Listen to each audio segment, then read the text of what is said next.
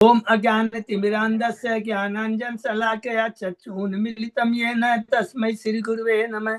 श्रीचैतन्यमनोभीष्टं स्थापितं येन भूतले स्वयं रूपकदा मह्यं ददाति स्वपदान्तिकं।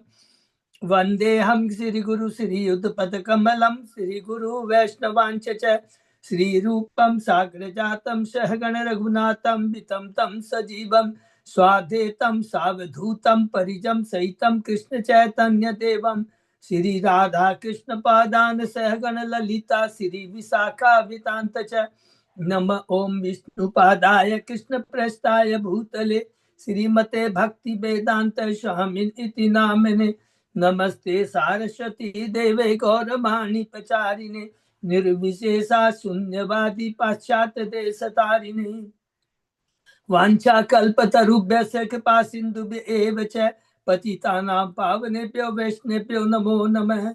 नमो महावदान्याय कृष्ण प्रेम पदायते कृष्णाय कृष्ण चैतन्य नामने गौरत्मिषे नमः। हे कृष्ण करुणा सिंधु दीन बंधु जगतपते गोपेश गोपिका कांत राधा कांत नमस्तुते। तप्त कांचन गौरांगी राधे बिंदाबिनेश्वरी विषभानुसुते देवी प्रणमामि हरिप्रिये नीलांचल निवासाय नित्याय परमात्मने बलभद्र सुभद्रायां जगन्नाथाय ते नमः। जय श्री कृष्ण चैतन्य प्रभु नित्यानंद श्री अद्वैत गदाधर श्रीवासादि गौर भक्तबिंद मुखम करोति वाचालम पंगु लंगे गिम यत्कृपातमहं वन्दे श्री गुरुमदीनतारिणं परमानंद माधवम श्री चैतन्येश्वरम। हरे कृष्ण कृष्ण कृष्ण हरे हरे हरे राम राम राम हरे हरे। शिष्य मंगलाचरण की जय, शिला प्रभुपाद की जय। हरे कृष्ण। आज के इस भागवतम चर्चा में सभी भक्तों का हार्दिक स्वागत है। सभी भक्तों के चरणों में मेरा सादर दंडवत प्रणाम है। राधा माधव राधा गोविंद परम वैष्णव गुरु आचार्यों की कृपा से हम सब भक्त लोग मिलकर कई दिनों से हरि बोल सिर्फ भागवतम के ऊपर चर्चा कर पा रहे हैं। और अभी हम लोग कैंटो 10 के 63 अध्याय में पहुंच गए हैं, जहां पर हम भगवान द्वारका में है। द्वारका में भगवान करीब 95 साल रहते हैं। पूरे 125 साल इस धरा पर भगवान अपनी प्रकट लीला करते हैं, जिसमें से 95 ईयर्स वो द्वारका में है। तो 63 अध्याय में है बाणासुर और भगवान कृष्ण का युद्ध। उसके पहले 62 अध्याय हमने जो कंप्लीट किया बहुत संक्षेप में दोहराएंगे।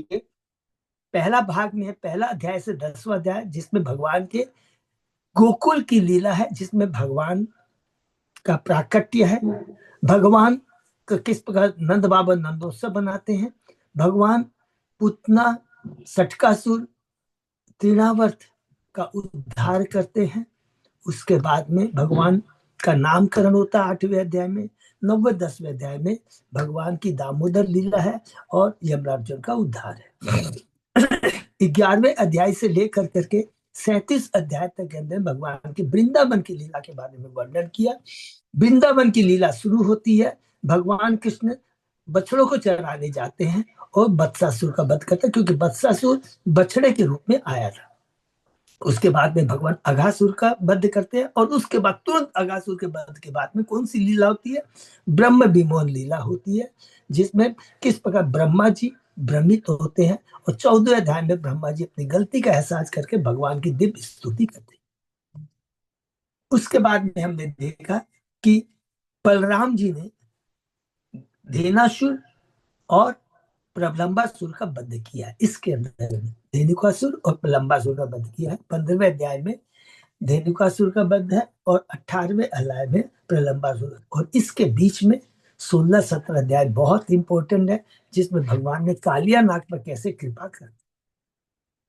19वें अध्याय में दावानल है, भगवान ने दावानल का पान किया। 20वें अध्याय में वृंदावन के ग्रीष्म और शरद ऋतु का वर्णन। 21 अध्याय बहुत ही इंपॉर्टेंट, जिसमें वेणु गीत है। गोपियां भगवान की वेणु की सराहना करती है, जो केवल वृंदावन वासियों को नहीं, वहां की नदियां, तालाब, पर्वतों, वृक्षों सबको दिव्य आनंद प्रदान करता है। वेणु गीत का वर्णन है। 22वें अध्याय में चिरहरण लीला। 23वें अध्याय में ब्राह्मण पतियों के ऊपर भगवान का कैसे आशीर्वाद होता है। और 24 से लेकर 27 अध्याय में हमने पढ़ा कि गोवर्धन लीला के बारे में पढ़ा है। बहुत सुंदर अध्याय है।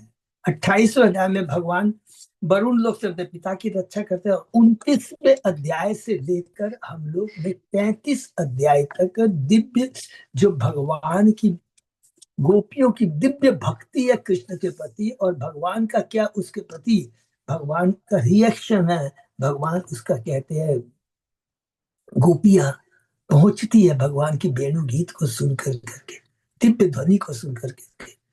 भगवान सब कहते हैं क्यों आई हो, कहती है तुम लोगों तो जा कर करके अपने पति पत्नियों की, ससुर की, बच्चों की देखभाल करनी चाहिए। ये जो बहुत इंपॉर्टेंट है, इसको बार बार याद करें। बोले हाँ ये मेरा कर्तव्य है, क्योंकि भौतिक जगत में हम आए हैं, लेकिन परम कर्तव्य तो श्री कृष्ण की सेवा करनी है। सर्वधर्मान परित्यज्य मामेकम शरणं, क्योंकि आप ही ने ये बात कही है। भगवान बहुत खुश हो जाते हैं। हमने देखा 32वें अध्याय के अंदर में कहते हैं, गोपियों तुम्हारी भक्ति का ऋण मैं ब्रह्मा के जीवन काल तक नहीं बिता सकता। और उसके बाद में 33वें अध्याय में भगवान रास लीला करते हैं, बहुत सुंदर है। और ये जो रास लीला सुखदेव गोस्वामी जी कहते हैं, ये दिव्य स्तर में है, दिव्य प्रेम के लेवल पे है, इसमें काम का रंच मात्र भी नहीं है। इसीलिए तो हमको भगवान, जैसे जैसे भगवान के बारे में हम सुनते हैं, हमारी चेतना में परिवर्तन आता, तभी हमको कैंटो 10 में प्रवेश करने दिया गया है। 34 अध्याय में भगवान शंखचूड़ से गोपियों की रक्षा करते हैं। और 33 अध्याय में लोगों ने पढ़ा, वन विहार के समय गोपियों का क्या भाव है, जब कृष्ण गायों को चराने के लिए चले जाते थे। अभी कृष्ण गायों को चरा रहे, क्योंकि 15वें अध्याय में हम लोगों ने देखा कि भगवान गाय को चराने के, गोपाष्टमी की लीला है 15वें अध्याय के अंदर में। 11वें अध्याय में बछड़ों को चलाने का। 36वें अध्याय के अंदर में अरिष्टासुर का वध करते हैं, शाम को राधा कुंड प्रकट होता है। और 37 अध्याय जो लास्ट लीला है वृंदावन में है, भगवान क्या करते हैं, ब्रह्मासुर और केसी का वध करते हैं। अब 38 अध्याय से पड़ाव चेंज आ रहा है, भगवान जाने वाले हैं मथुरा। हरि बोल। कंस भेजता है अक्रूर को वृंदावन। अक्रूर मिलता है नंद बाबा के संग। और 39 अध्याय में देखा कि गोपियों को जब पता लगता है कि कृष्ण को ले जाने आ रहे हैं, तुम तो नाम अक्रूर है, तुम्हारा नाम क्रूर होना चाहिए। और बहुत सुंदर गोपियों का विरह भाव है। और इसके अंदर में भगवान किस प्रकार अक्रूर को अपना चतुर्भुज से दर्शन कराते हैं। और 40 अध्याय में अक्रूर भगवान की स्तुति करता है। 41 अध्याय भगवान मथुरा प्रवेश करके अलग अलग भक्तों पर कृपा करते हैं। 42 में यज्ञ धनुष को तोड़ते हैं। 43 में हाथी का वध करते हैं।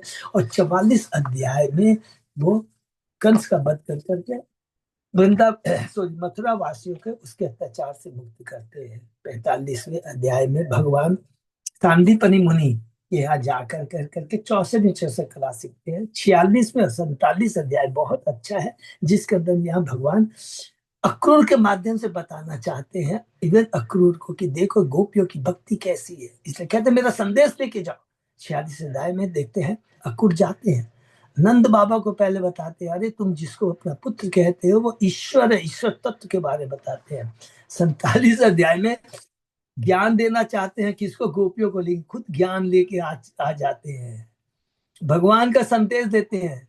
गोपियों जो भ्रमर गीत गाती है, उद्धव जी घबरा जाते हैं। एकदम घबराने का मतलब है कि चकित हो जाते हैं कि गोपियों की भक्ति देख करके वो स्वतः कह उठते हैं कि अगला जन्म तो मेरा वृंदावन में हो, घास के रूप में हो, गोपियों का चरण पड़ेंगे तो मेरा जीवन धन्य हो जाएगा। 48वें दान भगवान कहा जाने वाले, मथुरा की यात्रा लीला पूरी हो रही है, अब भगवान द्वारका जाने वाले हैं। उस जाने के पहले वो दो काम करते हैं। पहले तो कुब्जा त्रिवर्का को जो उन्होंने कमिटमेंट किया था उसकी इच्छा पूर्ति करते हैं। फिर अकुर के घर जाते हैं। अकुर की जो स्तुति है यहाँ पर भी बहुत दिव्य, एक तो 44 अध्याय में, और यहाँ पर बहुत सुंदर स्तुति है अपने घर पे वो जो करते हैं। उसके बाद में भगवान कहते हैं काम करो तुम थोड़ा सा हस्तिनापुर होके आ जाओ। तो अक्रूर को हस्तिनापुर भेजते हैं। हस्तिनापुर जाते हैं अक्रूर और भगवान का संदेश देते हैं कि हे धृतराज तुम राजा हो, राजा का कर्तव्य तुम्हें निभाना है करके वापस आते हैं। और अब यहाँ पर देखते हैं मथुरा 50वें अध्याय के अंदर में भगवान द्वारकापुरी की स्थापना करते हैं। लीला कैसे है, भगवान के ऊपर जरासंध युद्ध करने के लिए आता है, 17 बार युद्ध करता है लेकिन हार जाता है। और भगवान कहते हैं, अब भगवान यहाँ पर रण छोड़कर घबराने की लीला करेंगे, अरे मुझे तो भागना है। तो इस समय क्या करते हैं, भगवान द्वारका की स्थापना कर देते हैं। और 51 अध्याय में भगवान ने मुचुकुंद की ऊपर किस प्रकार कृपा की, बहुत सुंदर है मुचुकुंद की जो लीला है। उसके पहले मुचुकुंद पर कैसे कृपा करते हैं, काल यमन आता है भगवान से युद्ध करने के लिए, और भगवान उसे अपनी माया शक्ति, योग शक्ति के माध्यम से उसे ले जाते हैं गुफा में, या मुचुकुंद रहता है, मुचुकुंद के माध्यम से काले यमन का वध होता है। मुचुकुंद भगवान की स्तुति करता है, भगवान कहते हैं, हे मुचुकुंद, तुम्हारा अगला जन्म ब्राह्मण कुल में जन्म होगा, और तुम मेरी भक्ति कर करके मेरे धाम को वापस आओ। वैष्णव कुल में 52, 53, 54, 55 अब भगवान चले आए हैं, द्वारका में चले आए। रुक्मणी का संदेश आता है, बहुत दिव्य संदेश है। इससे एकमात्र जो शिक्षा हमें उस दिन हरखेल प्रभु ने बताया था, श्रवण बहुत इंपॉर्टेंट है। देखिए, रुक्मणी ने कभी भगवान को नहीं देखा था, लेकिन उसके पिता भीष्मक थे, वो बहुत ही भगवान भक्त थे। बड़े बड़े पुरोहित आचार्य उनके यहाँ आते थे, भगवान की लीला करते थे, रुक्मणी उसको सुनती थी। एक बार सुनते सुनने मात्र से उसकी चेतना में परिवर्तन आ गया। इसलिए श्रवण बहुत इंपॉर्टेंट होता है। और भगवान 52, 53 अध्याय में देखते हैं कि रुक्मणी का संदेश 52 के माध्यम से पाते हैं। 53 अध्याय में भगवान कोणी कुंडिकापुर जाते हैं, अपहरण कर लेता है रुक्मणी का। और 54 अध्याय में भगवान उसे द्वारका लेकर के आते हैं और वैदिक रीति से ब्याह करते हैं। बहुत सुंदर लीला है। 56वें अध्याय में रुक्मणी के पुत्र हैं प्रद्युम्न के बारे में, किस प्रकार संबर असुर उन्हें अपहरण करता है, लेकिन किस प्रकार वो वापस आ जाते हैं। और 56, 57 अध्याय बहुत इंपॉर्टेंट है। 56 अध्याय में भगवान ने और 2 पट रानियां, जाम्बवंती और सत्यभामा से ब्याह किया है, एक लीला कर करके। कौन सी लीला है, सेमंतक मणि की लीला के माध्यम से हमने देखा किस प्रकार भगवान जामवंती से और सत्यभामा से ब्याह करते हैं। और 57 अध्याय में दिखाते चाहते हैं कि देखो, ये जो समयंतक मणि है, ये भौतिक संपत्ति है।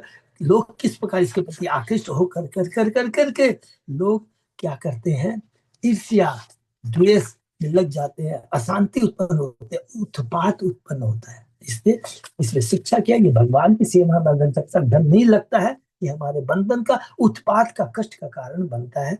ये 57 अध्याय में पढ़ा। 58 अध्याय में अब भगवान और 5 पट रानियों से ब्याह करते हैं, कालिंदी, मित्रवंदा, सत्या, भद्रा और लक्ष्मणा। और 59 अध्याय में भगवान ने और 16,108 रानियों से ब्याह किया।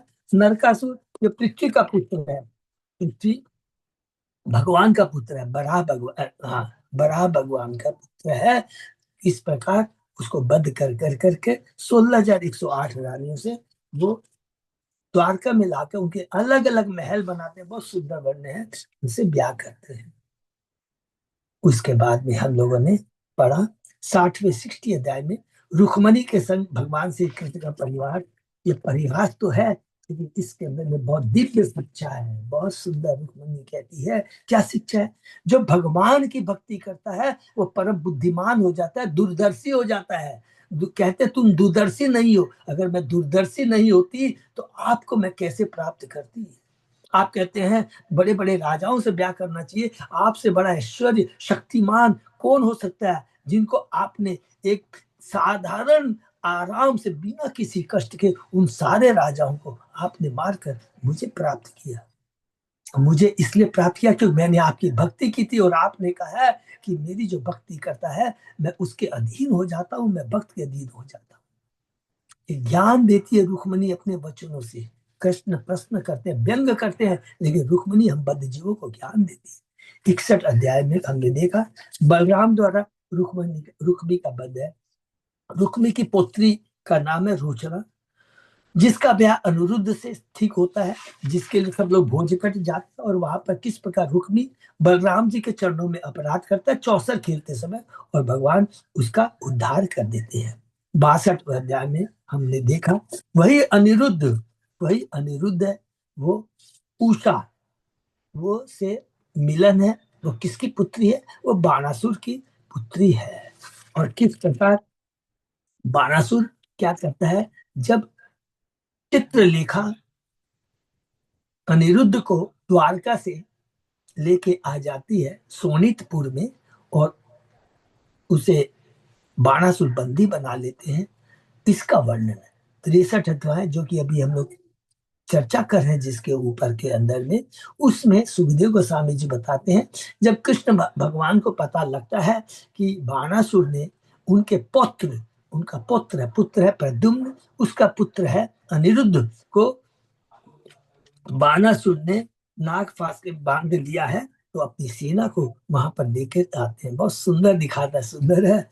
और उधर में शंकर भगवान किसका पक्ष कर रहे हैं? बाणासुर का पक्ष कर रहे हैं, क्योंकि उनको तो बाणासुर पर कृपा करनी है। और आचार्यों ने लिख दिया है, शंकर भगवान का आने का उद्देश्य क्या था? उन्हें वीर रस का आनंद देना चाहते थे, और भगवान की ऐश्वर्य को दिखाना चाहते थे कि किस ऐश्वर्य है का क्या ऐश्वर्य है। हे बाणासुर, तू मेरी पूजा करता है, तेरे को तो भगवान के पास ले जाओ, तूने मेरी भक्ति की है, उसका फल यह है कि मैं तुम्हें कृष्ण से जोड़ दूंगा। इसलिए देवताओं की पूजा इस धन मांगने के लिए नहीं करनी चाहिए। देवताओं की पूजा तो कहना चाहिए कि आप हमें कृष्ण से जोड़ दीजिए, इससे हमारा रिकमेंडेशन कर दीजिए। वही शिव जी का भाव था। और बहुत सुंदर लिखा है कि किस प्रकार शिव जी में और द्वारका के यदुवंशियों में युद्ध होता है।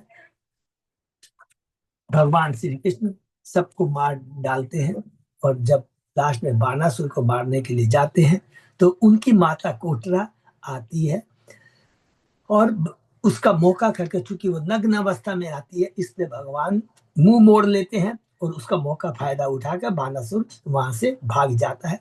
उसके बाद में शिव भगवान अपना शिव जड़ छोड़ते हैं, हरि बोल, और शिव जड़ आता है, लेकिन भगवान के सामने वो सरेंडर हो जाता है।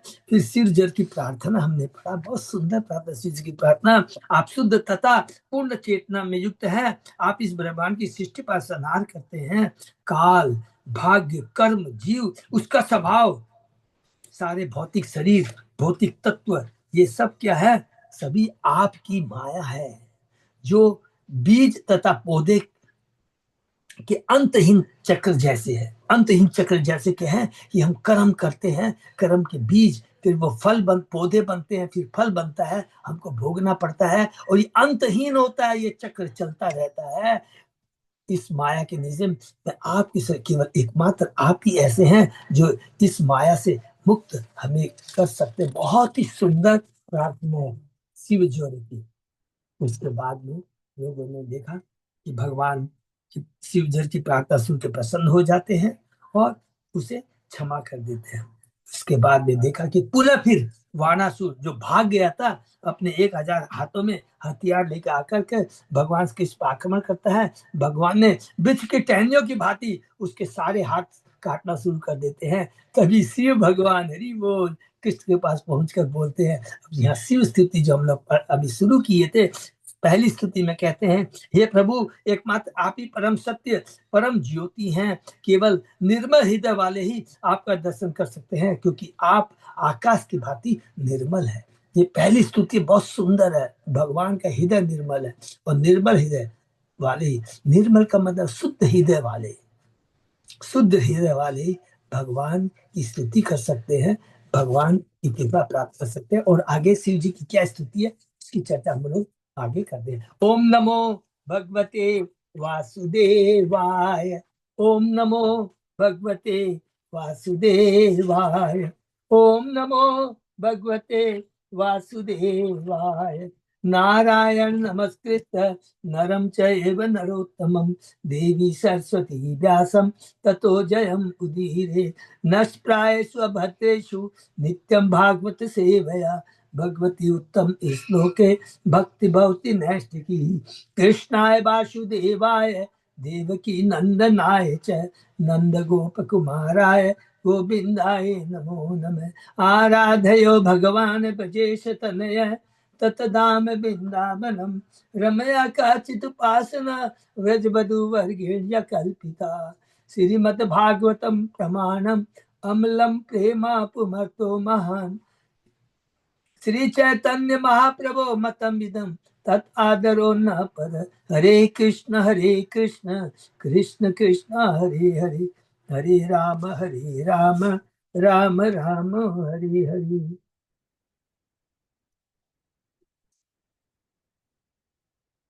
कैंटो 10 अध्याय 63 श्लोक नंबर 35। बहुत बहुत धन्यवाद अच्युत दास प्रभु।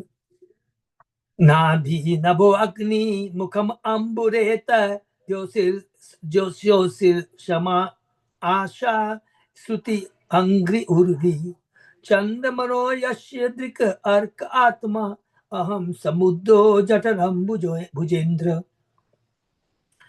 रोमाणि यस्यो औषधयो अम्बुवाह केसा विरंचो घृषणा विसर्ग प्रजापति हृदयं यस्य धर्म सवे भवान पुरुषो लोक कल्प। आकाश आपकी नाभि है, अग्नि आपका मुख है, जल आपका वीर्य है और स्वर्ग आपका सिर है। दिशाएं आपकी स्वर्णेंद्रिय कान है, औषधि पौधे आपके शरीर के रोए हैं तथा जल धारक बादल आपके सिर के बाल है। पृथ्वी आपका पांव है, चंद्रमा आपका मन है तथा सूर्य आपकी दृष्टि नेत्र है, जबकि मैं आपका अहंकार हूँ। समुद्र आपका उदर है, इंद्र आपकी भुजा है, ब्रह्मा आपकी बुद्धि है, प्रजापति आपकी जनेन्द्रिय है और धर्म आपका हृदय है। निस्संदेह आप आदि पुरुष है, लोकों के सृष्टा है। तो हम लोगों ने कैंटो 2 में भी पढ़ा है ना, विराट रूप अलग अलग है। वर्णाश्रम को हमने पढ़ा है कि वर्ण और आश्रम में पढ़ा। ब्राह्मण कौन है? भगवान के मस्तिष्क है। भुजाएं कौन है? क्षत्रिय है। उदर कौन है? वैश्य है। और पाव क्या है? भगवान का ये वैश्य भगवान के पाव। इस तरह किसी भी रूप में वर्ण आश्रम को ले लीजिए, आप विराट रूप को ले लीजिए, हर जगह अलग अलग भागवत में हमने देखा है कि इसका मतलब क्या, जो कुछ भी है कृष्ण है। कृष्ण के बिना अगर कुछ भी हम सोचते हैं कि कोई चीज स्वतंत्र है या प्रकट होती है, एग्जिस्ट होती है, ये माया है, ये हमारा भ्रम है, ये अज्ञानता है। तीसरे गोस्वामी की व्याख्या की, जिस तरह फल के भीतर रहने वाले छोटे छोटे कीट फल को नहीं समझ पाते, उससे हम क्षुद्र जीव उस पर ब्रह्म को नहीं समझ सकते जिसमें हम स्थित हैं। भगवान की विराट अभिव्यक्ति को समझना कठिन है। तो फिर श्री कृष्ण के दिव्य स्वरूप के विषय में क्या कहा जा सकता है? हमें कृष्ण भावनामृत की शरण लेनी चाहिए। हरि बोल। भगवान इसे समझने में हमारी मदद स्वयं करेंगे। ये बहुत इंपॉर्टेंट लाइन है। हम अपने प्रयास से यदि जानने का प्रयत्न करेंगे तो कभी सक्सेस नहीं होंगे, ये मूर्खता कहलाएगा। सूर्य को दीपक जला दिखाने के समान होगा ये चीज। लेकिन जैसे हम सरेंडर कर जाते हैं तो भगवान स्वयं ही हमारी मदद करते हैं। जैसे बच्चा है, छोटा बच्चा है, अपने पिता को मुंह में कुछ देना चाहता है या उनको माला पहनाना चाहता है, तो बच्चा तो बहुत छोटा है, लेकिन पिता तो इतने बड़े हैं, ऊंचे हैं, उसका हाथ नहीं पहुंचेगा। लेकिन अपनी भक्ति के भाव से अपने पिता को डाउन, पिता झुक जाते हैं और बच्चे का जो भाव है, भाव से प्रेम से जो देते हैं उसे स्वीकार करते हैं। भगवान झुक जाते हैं, भगवान भक्त के सामने झुक जाते हैं और हमारी मदद करते हैं। तवावतारो अयम अकुंठ धामन धर्मस्य गुप्तये जगतो हिताय वयं च सर्वे भवता अनुभाविता विभावयामो भुवनानि सप्त।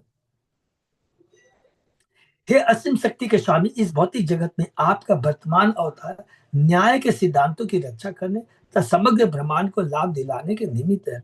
हम में से प्रत्येक देवता आपकी कृपा तथा सत्ता पर आश्रित। हरि बोल। हम भी कुछ स्वयं से शिव कह रहे हैं।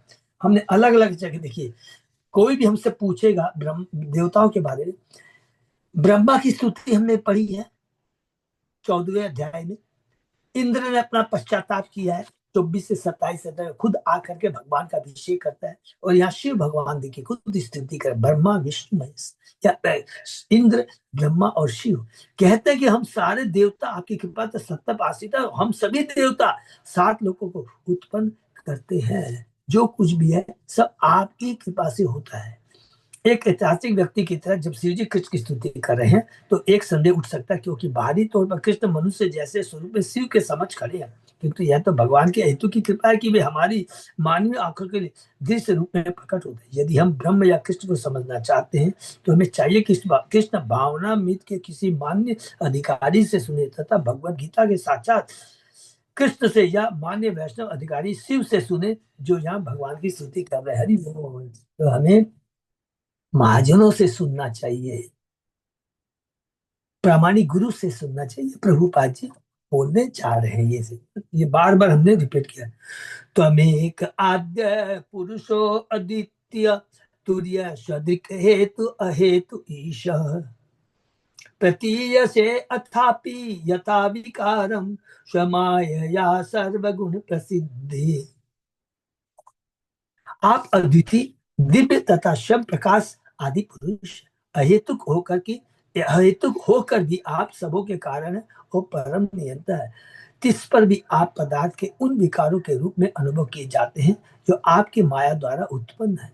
आप इन विकारों की स्वीकृति इसलिए देते हैं जिससे विविध भौतिक गुण पूरी तरह प्रकट हो सके। ये भी जो भी भौतिक गुण है, जितने विकार के मीन जो भी चेंजेज होते हैं, जैसे ऑक्सीजन और हाइड्रोजन मिलके पानी मिलता है, ये सब विकार है, चेंज है। लेकिन बेसिक जो चीजें हैं वो केवल कृष्ण से ही आती है। आचार्य इस श्लोक की टीका इस प्रकार के सिद्धार्थ स्वामी की विशेषता की आद्य पुरुष पद सूचित कर भगवान कृष्ण अपना विस्तार महाविष्णु के रूप में करते हैं, जो जगत का भार संभालने वाले 3 पुरुषों में प्रथम है। पुरुष अवतार के बारे में यहाँ पे बता रहे हैं, जो कि हमने पढ़ा है, कई बार पढ़ चुके हैं। नारायण, नारायण से दूसरे चतुर्भुज है। महाशंकर वासुदेव, महाशंकर सन का अंश है। कारणोदक्षाय विष्णु, कारणोदक्षाय विष्णु से गर्भोदक्षाय विष्णु, गर्भोदक्षाय से क्षीरोदक्षाय विष्णु, उसके बाद अनंत शेष। तो वही चीज यहाँ पर बताते हैं, महाविष्णु के रूप में करते हैं।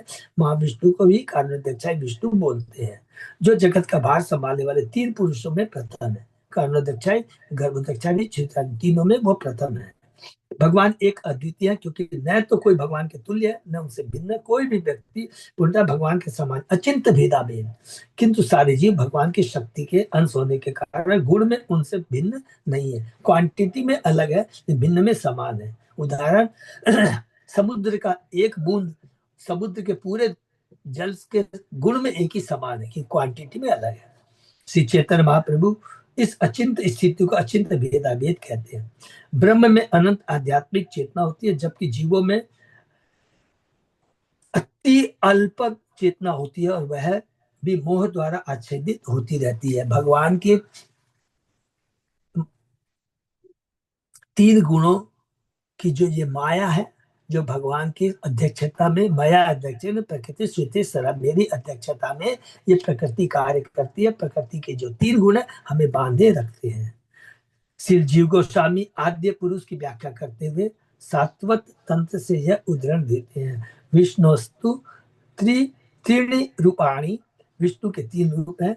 श्री जीव गोस्वामी भी श्रुति से भगवान का वचन उद्धत करते हुए कहते हैं, पूर्व में हम इहाशम, प्रारंभ में इस जगत में केवल मैं था।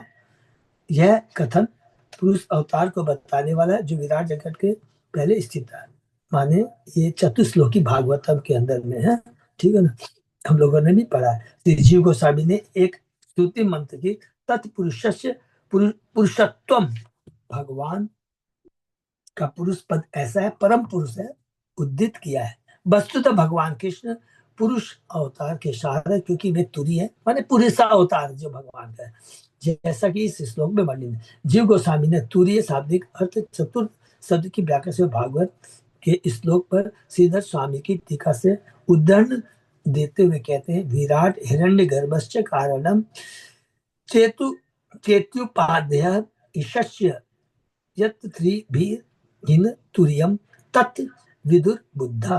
भगवान का विराट रूप, उनका हिरण्य रूप तथा भौतिक प्रकृति का आदि हेतु रूप, ये सभी सापेक्ष विचार है, किंतु क्योंकि भगवान इन तीनों द्वारा आच्छादित नहीं होते, अतः बुद्धिमान व्यक्ति उन्हें चौथा कहते हैं। तौर्य का एक श्री विश्वनाथ चक्रवर्ती के अनुसार तूर्य सब सोचा क्योंकि भगवान चतुर्विद नामक अपने चौरंगी विस्तार के चौथे शब्द, दूसरे शब्दों में भगवान कृष्ण वासुदेव है। तूर्य अवस्था भी एक जगह हम लोग पढ़ते हैं कि जैसे जागृत अवस्था है, स्वप्न अवस्था है और सुषुप्त अवस्था है। तो ये भौतिक जीवों के ऊपर में है। भगवान, हम लोग जो भी जागृत अवस्था में भी रहते हैं, चाहे हम लोग सपना देखते हैं, चाहे हम लोग अगाढ़ नींद के अंदर में रहते हैं, ये सारी चीजें होती है हम बद्ध जीवों के ऊपर होती है। हम सपना भी देखते हैं, हम जगे हुए हैं लेकिन वास्तव में जगे हुए नहीं, सोए हुए हैं, डीप स्लीप में। तो लेकिन भगवान इससे ऊपर है, तुरी अवस्था में। तो भगवान के ऊपर कोई चीज एप्लीकेबल नहीं है। ये चीज भी हम लोग ने पढ़ा है और फिर दोबारा पढ़ेंगे। भगवान कृष्ण स्वधिक अर्थात केवल अपने को ठीक से देख सकने वाले, क्योंकि उनका अस्तित्व आध्यात्मिक और वे अति शुद्ध है। वे हेतु अर्थात हर वस्तु के कारण स्वरूप है, फिर भी अहेतु अर्थात कारण रहित है, इसलिए वे ईश यानी परम नियंता है। माने भगवान भौतिक जगत की सृष्टि करते हैं लेकिन उसमें लिप्त नहीं होते। तो कारण वास्तव में भगवान ही है, लेकिन भगवान उसमें लिप्त नहीं होते। इसको ध्यान में रखना। इस श्लोक की अंतिम दो पंक्तियां विशिष्ट दार्शनिक महत्व रखती है। जब ईश्वर एक है तो फिर विभिन्न लोग उनको भिन्न भिन्न प्रकार से क्यों देखते हैं, इसकी आंशिक व्याख्या यहाँ दी गई है। भगवान की बहिरंगा शक्ति, बहुत ध्यान से, माया के कारण भौतिक प्रकृति निरंतर विकार अवस्था में रहती है। तब तो एक अर्थ से भौतिक प्रकृति असत अर्थात असल नहीं है, किंतु ईश्वर परम सत्य है और वे सारी वस्तुओं के भीतर है तथा सारे वस्तु उनकी शक्ति है। अतः भौतिक वस्तु तत्व में कुछ सच्चाई रहती है। सच्चाई क्या है कि ये चीज असत्य है, असत्य माने टेम्परेरी है लेकिन है सच। जैसे कि मायावादी कहते हैं ना कि जगत मिथ्या, ईश्वर सत्य, जगत मिथ्या। ये गलत बात है, जगत मिथ्या नहीं है, ये टेम्परेरी है। इस चीज को हमें कभी भूलना नहीं है। इसलिए कुछ लोग भौतिक शक्ति के एक पक्ष को देखते हैं और सोचते हैं यह सत्य है, जबकि अन्य लोग दूसरे पक्ष को देखते हैं और सोचते हैं नहीं, यह सत्य नहीं, सत्य यह है। बद्ध जीव होने का हम सभी भौतिक प्रकृति के विभिन्न स्वरूपों से आवृत है, इसलिए हम ब्रह्म या परमेश्वर का वर्णन अपनी दूसरी दृष्टि के अनुसार करते हैं। फिर भी भौतिक प्रकृति के आच्छादक गुण तथा हमारी बद्ध बुद्धि, मन तथा इंद्रिया असल है। भगवान की शक्ति होने के कारण इसके सारी वस्तु के भीतर से हम भगवान को थोड़ा बहुत व्यक्तिपरक दृष्टिकोण से देख सकते हैं। इसलिए इस श्लोक में तृतीय से अर्थात आप देखे जाते हैं आया है। यही नहीं, भौतिक प्रकृति के आच्छादक गुणों की अभिव्यक्ति के बिना सृष्टि का उद्देश्य पूरा नहीं हो पाता। यह उद्देश्य बद्ध जीव को भगवान के बिना भोग करने का अत्यधिक प्रयास करने देना, जिससे कि वह अंततः ऐसे भ्रामक विचार की व्यर्थता को समझ सके। हरि बोल। तो संक्षेप में हम बता देते हैं, यहाँ पर जो लिखा है बहुत सिंपल से पढ़ेंगे। भगवान ने ये भौतिक जगत बनाया, भौतिक अच्छा गुणों की अभिव्यक्ति के बिना सृष्टि का उद्देश्य पूरा नहीं हो सकता। सृष्टि का उद्देश्य क्या है भगवान के भौतिक जगत बनाने का? हम बद्ध जीवों की जो बत्ती मारी गई है कि हम स्वतंत्र हैं, we are the proprietor unto इंजार है, इस मति को ठीक करने के लिए भगवान भोग करने का हमें एक तो प्रयास देते हैं। अंततः ऐसे भाविक विचार की भरता था जिससे कि हम लोग बाद में समझ सके नहीं, ये भौतिक जगत दुखालय है, यहाँ पर कोई सुख नहीं है, केवल माया ही माया है। यहाँ पर लोग केवल मरने वाले ही रहते हैं, धोखा देने ही वाले रहते हैं। धोखा बोलेंगे कैसे देने वाले हैं? वचन देता है पति पत्नी को कि मैं तुम्हारी रक्षा करूं, उसका अपना गारंटी है कि कितने दिन वो रहेगा, वो क्या रहेगी। मैं अपने बच्चे के लिए ये सब संभाल के रखता हूँ, एफडी कर दो, ये कर दो, कोई किसी चीज का कोई चीज की गारंटी नहीं है, सब भ्रामक है। इस भ्रामक विचार व्यर्थता को समझाने के लिए भगवान भौतिक जगत का तो हम लोग क्या बोलेंगे, एक सेंटेंस में खाली बोलेंगे, भौतिक जगत का भौतिक जगत बनाने का उद्देश्य है केवल हमारा रेक्टिफिकेशन करने के लिए भगवान ये भौतिक जगत बनाते हैं, और कुछ नहीं बोलना है। हमारा रेक्टिफिकेशन किया, जो हमारी भ्रमित चेतना है उसको दूर करने के लिए, दिव्य ज्ञान प्रदान करने के लिए भगवान ये भौतिक जगत बनाते हैं, सारी सुविधाएं प्रदान करते हैं, गुरुओं को, आचार्य को, शास्त्रों को भेजते हैं। यही ज्ञान है और उसी का हमें सदुपयोग करना है। यथेव सूर्य पिहित छाया स्वया छायां च रूपाणि च संचकास्ति एवं गुणेन पिहितो गुणान् त्वम् आत्म प्रदीपो गुणिनश्च भूमन्। हे सर्वशक्तिमान, जिसका सूर्य बादल से ढका होने पर भी बादल को तथा अन्य सारे दृश्य रूपों को भी प्रकाशित करता है, उसी तरह आप भौतिक गुणों से ढके रहने पर भी स्वयं प्रकाशित बने रहते हैं और उन सारे गुणों को उन गुणों से जीवो समेत प्रकट करते हैं। हरि बोल। यहाँ पर शिव जी पिछले श्लोक की अंतिम दो पंक्तियों में व्यक्त विचार को और अधिक स्पष्ट करते हैं। क्या? बादल तथा सूर्य का दृष्टांत उपयुक्त। सूर्य अपनी शक्ति से बादल उत्पन्न करता है जो सूर्य को हमारी दृष्टि से ओझल बनाता है। फिर भी सूर्य ही बादल को तथा उसी के अंसारी वस्तु हमारे लिए दृश्य बनाता है। उसी प्रकार भगवान माने भगवान या सूर्य के समान उसी प्रकार भगवान अपनी माया का विस्तार करते हैं और हमें सीधे अपना दर्शन करने से रोकते हैं। तो भी ईश्वरी अकेले ऐसे हैं जो अपनी आच्छादक शक्ति भौतिक जगत को हमारे समक्ष प्रकट करते हैं। इस तरह भगवान आत्म प्रदीप स्वयं प्रकाशित है। उनके अस्तित्व की सच्चाई से ही हमारी सारी वस्तुएं दृश्य बनती है। जो कुछ भी बनता है, जो कुछ भी प्रकट होता है, सब कुछ कृष्ण है। सबके पीछे कृष्ण का ही हाथ है। तो कृष्ण सूर्य के समान है।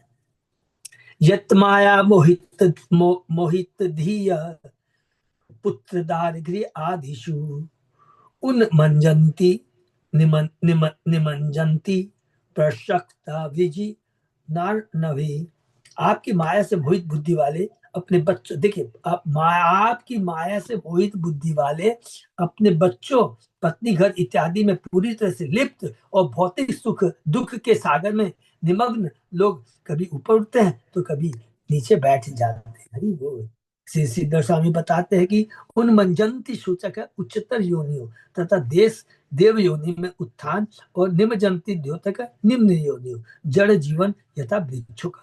जैसा कि वायु पुराण में कहा गया है, विपर्यश्च भवति ब्रह्मावस्था वर्तव्यो।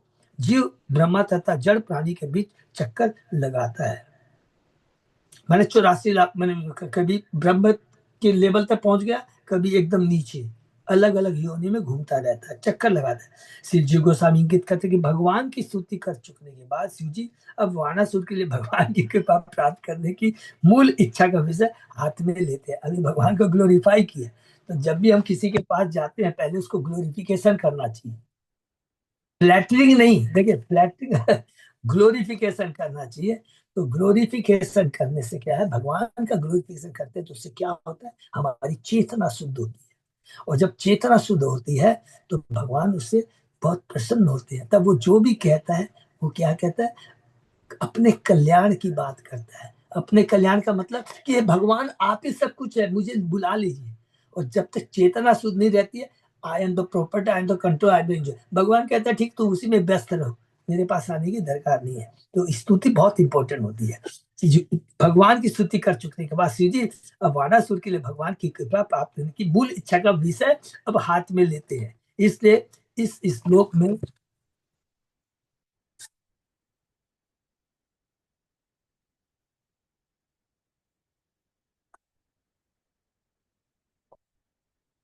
इस श्लोक में तथा अगले 4 श्लोक में शिव जी वाणासुर में भगवान के साथ उसकी वास्तविक स्थिति का उपदेश देते हैं। बाण माने बाणासुर के लिए शिव द्वारा दया की यातना श्लोक 45 में मिलती है। पढ़ते हैं हम लोग। देवदत्तम इमं लब्ध्वा नृलोकम अजितेन्द्रिय यो नाद्रियेत तत्पादो स सोचयो ही आत्मवंचकः। जिसने ईश्वर से यह मनुष्य जीवन उपहार के रूप में प्राप्त किया है, किंतु फिर भी जो अपने इंद्रियों को वश में करने तथा आपके चरणों का आदर करने में विफल होता है, वह सचमुच सोचनीय है, क्योंकि वह अपने को ही धोखा देता है। हरि बोल। बहुत इंपॉर्टेंट बात है कि जो जीव अपने इंद्रियों को के बस में रहता है, नंबर 1, और आपके चरणों का आदर करने में विफल होता है, माने आप दिव्या आपको जानने में, आपकी भक्ति करने में विफल होता है, वास्तव में ही वह अपने को धोखा देता है। तो अब हम पूछेंगे कि अपने को धोखा कैसे देता है। ये बहुत इंपॉर्टेंट पॉइंट है। मनुष्य योनि प्राप्त करके भी अगर हम अपने का अपना करेक्शन नहीं करते हैं तो भगवान के धाम जो कि हमारा साधो धाम है, भगवान के धाम जाकर उनकी प्रेमा भक्ति में अपने को नियुक्त नहीं करते हैं तो ये अपने को धोखा ही देना होगा। बहुत इंपॉर्टेंट चीज है, इसलिए जीवन का लक्ष्य जानना बहुत जरूरी है। शिव जी उन लोगों की भर्त्सना करते हैं जो भगवान की भक्ति करने से कतराते हैं, जो भगवान की भक्ति नहीं करते हैं उनके बारे में शिव जी कह रहे हैं। यस्त्वां विसृजते मर्त्य आत्मानं प्रियम ईश्वरम विपर्ययो इंद्रियार्थ अर्थम विषम अति अमृतम त्यजन। जो मर्त्य प्राणी अपने इंद्रिय विषयों के लिए जिनका स्वभाव स्वतः विपरीत है, आपको जो कि उसकी सही आत्मा सर्वप्रिय मित्र तथा स्वामी छोड़ देता है, वह अमृत छोड़कर उसके बदले में विष पान करता है। हरि बोल। उपयुक्त व्यक्ति सोचनी है, क्योंकि वह अपने वास्तविक प्रिय स्वामी को छोड़ देता है और उसे स्वीकार करता है जो प्रिय नहीं है, जो धोखा देने वाले हैं और ईश्वरी नहीं है, अर्थात क्षणिक इंद्रिय तृप्ति को स्वीकार करता है जिससे कष्ट तथा मोह उत्पन्न होता है। क्योंकि कष्ट और मोह के उत्पन्न होता, हमने बार बार रिपीट किया, कोई भी असत्य चीज है, टेम्परेरी चीज हमेशा एक सी नहीं रहती है। जब तक रहती है तो मेरा है, चली जाती है तो दुख होता है। तो ये टेम्परेरी चीज के संग में द्वंद्व रहता ही है, सुख दुख, लाभ हानि, जय पराजय, ऊंच नीच, ये रहता ही रहता है। चींटी से लेकर पहले ब्रह्मा तक, फिर ब्रह्मा से चींटी तक, ये चक्र चलता ही रहता है। इसलिए कहा गया है कि इसलिए कष्ट होगा ही होगा। अहम ब्रह्मा अत बुद्धा मुनय च अमलाशया सर्वात्मना प्रपन्ना त्वामात्मानं प्रेष्ठम ईश्वरम। मैंने ब्रह्मा ने, देखिए मैंने माने शिव ने, ब्रह्मा ने, अन्य देवता तथा शुद्ध मन वाले मुनिगण सभी लोगों ने सर्वोत्त भावेन आपकी शरण ग्रहण की है। हरि बोल। आप हमारे प्रीतम आत्मा तथा प्रभु हैं, हम विभु हैं। आप सॉरी, हम अणु हैं, आप विभु हैं। आप परमात्मा है, हम आत्मा है। तम त्वा जगत स्थित उद्यांत हे तुम समम प्रशांतम सुहित आत्मदेवम अनन्यमेकं जगतात्मकेतम भवापवर्गाय भजाम देवम। हे भगवान, भौतिक जीवन से मुक्त होने के लिए हम आपकी पूजा करते हैं। आप ब्रह्मांड के पालन करता और इसके सृजन तथा मृत्यु के कारण आप संभाव तथा पूर्ण शांत असली मित्र आत्मा तथा पूज्य स्वामी है। बहुत सुंदर सुंदर संभाव है। अभी हमने पढ़ा था गीता के 90 अध्याय के 29वें श्लोक में, आप पूर्ण शांत हैं, आप कभी विचलित नहीं होते हैं, आप असली मित्र हैं, क्योंकि यू आर द रियल वेश्यर और बाकी सब क्या है, धोखा देने वाले हैं। आत्मा तथा आप ही हमारी आत्मा, आप परमात्मा, हम आपकी आत्मा, ममे वान से जीव लोके जीव भूत सनातन है और तथा पूज्य स्वामी है, और आप ही एकमात्र पूजनीय है। आप अद्वितीय हैं और समझ जगतों तथा जीवों के आश्रय है। हरि बोल। ये जगत जो प्रकट अप्रकट होता है आप ही को निर्भर करता है, और सारे जीवों के आश्रय चींटी से लेकर ब्रह्मा तक सबके आश्रय आप ही है। श्री श्रीधर स्वामी कहते हैं कि भगवान असली मित्र है, क्योंकि वे उस व्यक्ति की उचित बुद्धि को गति प्रदान करते हैं जो ईश्वर तथा आत्मा के विषय में सत्य जानना चाहता है। हरि बोल। श्री जीव गोस्वामी तथा श्री विश्वनाथ चक्रवर्ती को बल देते हैं कि अवगारी शब्द शुद्ध भगवत की सर्वोच्च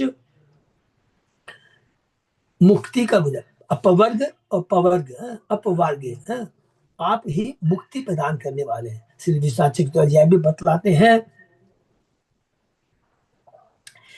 कि भगवान समम है, पूर्णता विषयनिष्ठ और संतुलित है, जबकि अन्य सारे जीव वास्तविकता को पूरी तरह न समझने का कभी भी विषय निष्ठ नहीं हो सकते। जो लोग भगवान की संज्ञान करते हैं वे भी भगवान की चरम चेतना का आश्रय लेकर समम बनते हैं। हरि बोल। समम माने सबको मालूम, वही जो जिससे संभाव। अयम ममोष्टे दयितो अनुवर्ती मया अभयम दतम अमुष्य देव संपाद्य ताम तत् भवत प्रसादो यथा ही ते दैत्य पतो प्रसाद। यह बाणासुर मेरा अति प्रिय तथा आज्ञाकारी अनुचर है और इसे मैंने अभय दान दिया। तो हे प्रभु, इसे आप उसी तरह अपनी कृपा प्रदान करें जिस आपने असुर राज प्रहलाद पर कृपा दर्शाई थी। हरि वो देखिए, भक्त भी बहुत चतुर होता है, वो हिंट देना चाहता है। देखिए यहाँ पर हिंट दे रहे हैं, आपको मालूम है ये कौन है बाणासुर? अरे वही भक्त प्रहलाद है। भक्त प्रहलाद का पुत्र विलोचन, विलोचन का पुत्र बलि, बलि का पुत्र ये बाणासुर है। अरे आपने तो कहा था प्रहलाद, तुम्हारे घर में किसी को मैं मारूंगा नहीं। तो याद दिलाते हैं जिस प्रकार आपने प्रहलाद पर कृपा दर्शाई, शिव जी बाणासुर की सहायता करना चाहते हैं, क्योंकि इस असुर ने शिव जी के तांडव नृत्य के समय संगीत वाद्य बजाकर उनके प्रति असीम भक्ति प्रदर्शित की थी, जो अभी हम लोगों ने 62वें अध्याय में पढ़ा था कि 1000 अपने हाथों से मृदंग बजाया था, करता करके जब कृष्ण तांडव शिव तांडव नृत्य कर रहे थे तब उनको खुश किया था। तो वो याद करते हैं कि देखो इसने ऐसा किया था।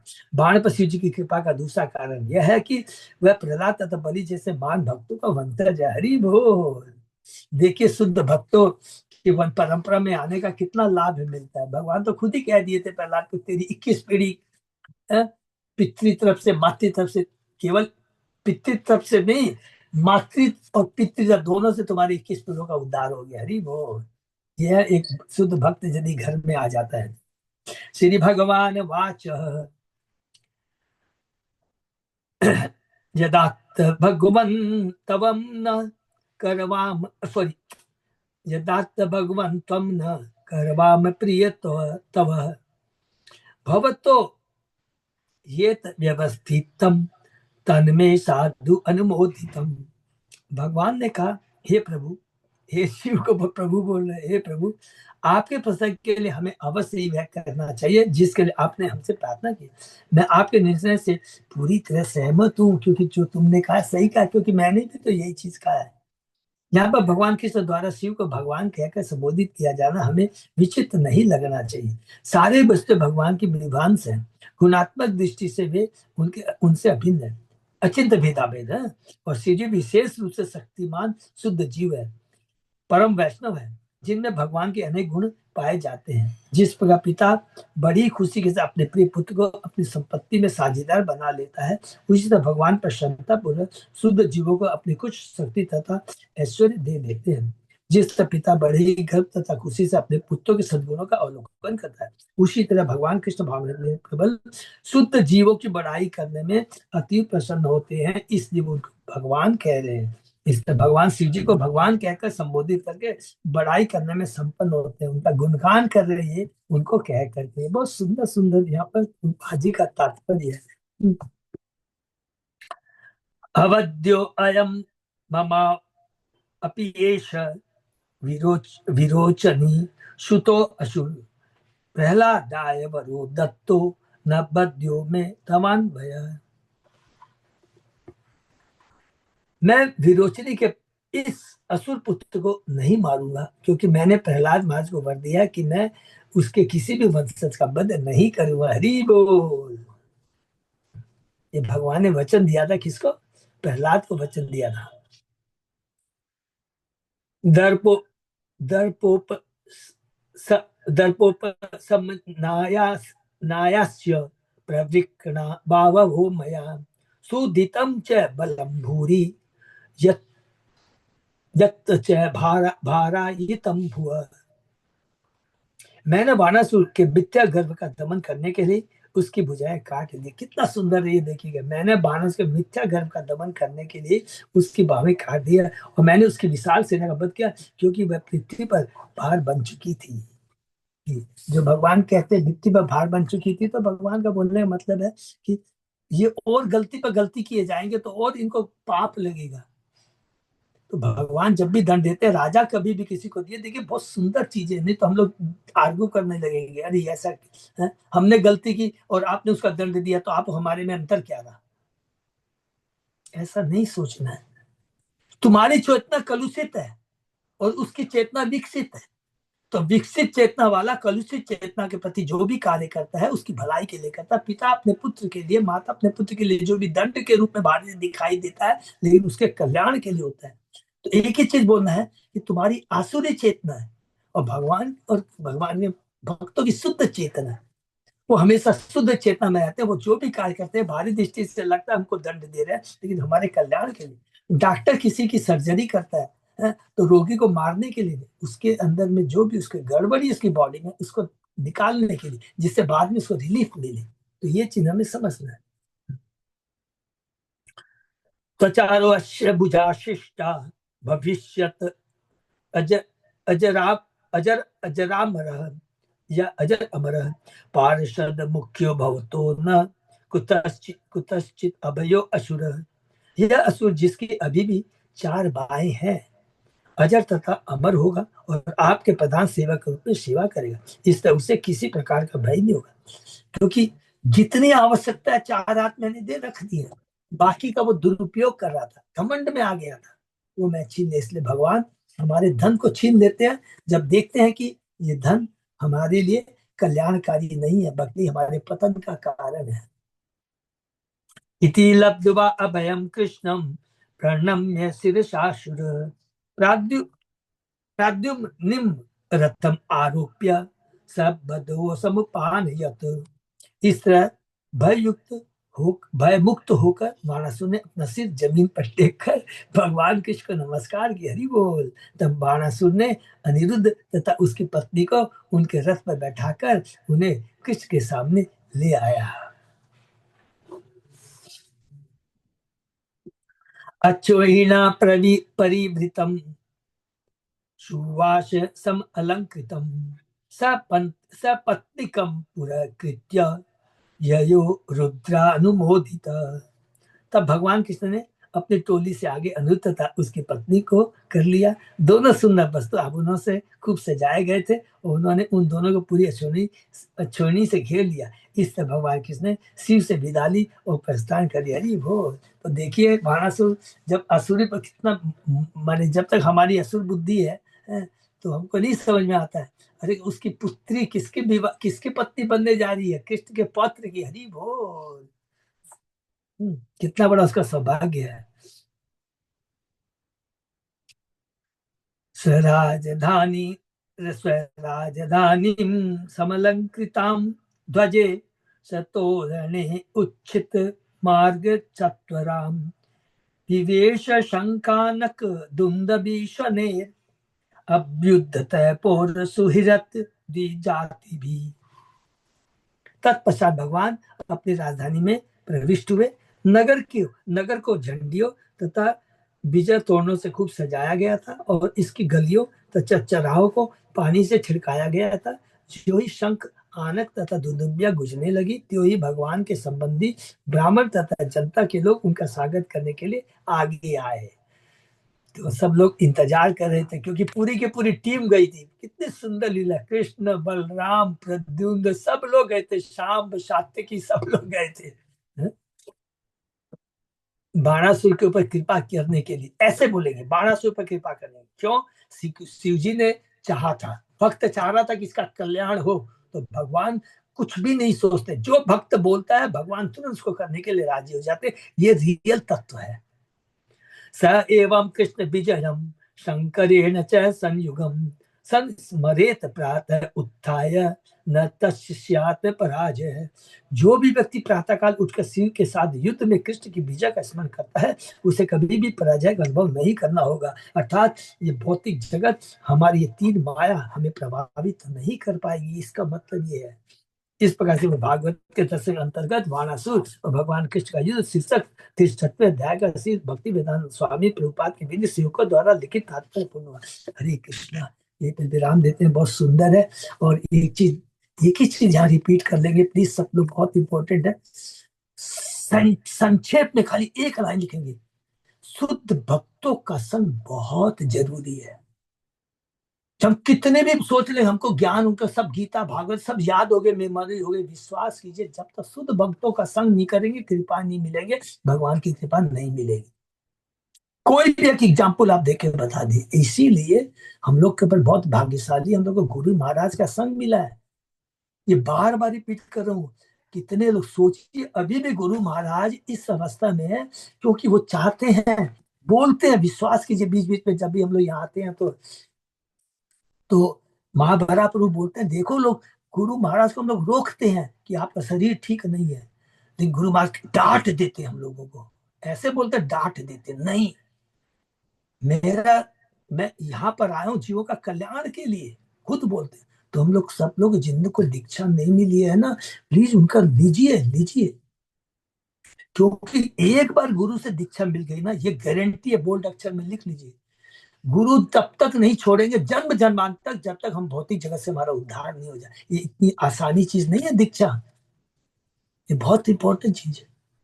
और इसीलिए हमेशा जितने भी गुरु महाराज आते हैं, हमेशा उनका संग हमें करना चाहिए। तो करने से क्या होगा, जो कि प्रभु जी ने बताया था, भक्ति का मतलब क्या बताया था उन्होंने, प्रेममयी सेवा। तो भक्ति हमारे में तब आएगी जब सेवा भाव आएगा। यदि मन में सेवा भाव नहीं है, अरे यार इसको टरका दो, अच्छा पिंड छूटा, आप समझ लीजिए हम अपने को धोखा दे रहे हैं। ये बहुत इंपॉर्टेंट चीज है। माया तो बोलेगी अरे छोड़ो ना यार, दीक्षा उच्छा तो सब हो गया ना, सब तो श्लोक हो गया, नहीं, सेवा भाव जब तक अंदर से मन में नहीं आ रहा है, तो खुद अपना असेसमेंट कर लेंगे कि हमारे में कमजोरी, हमारी भक्ति नहीं हो रही है। तब भगवान के सामने, गुरु के सामने जाके खुला रोना चाहिए।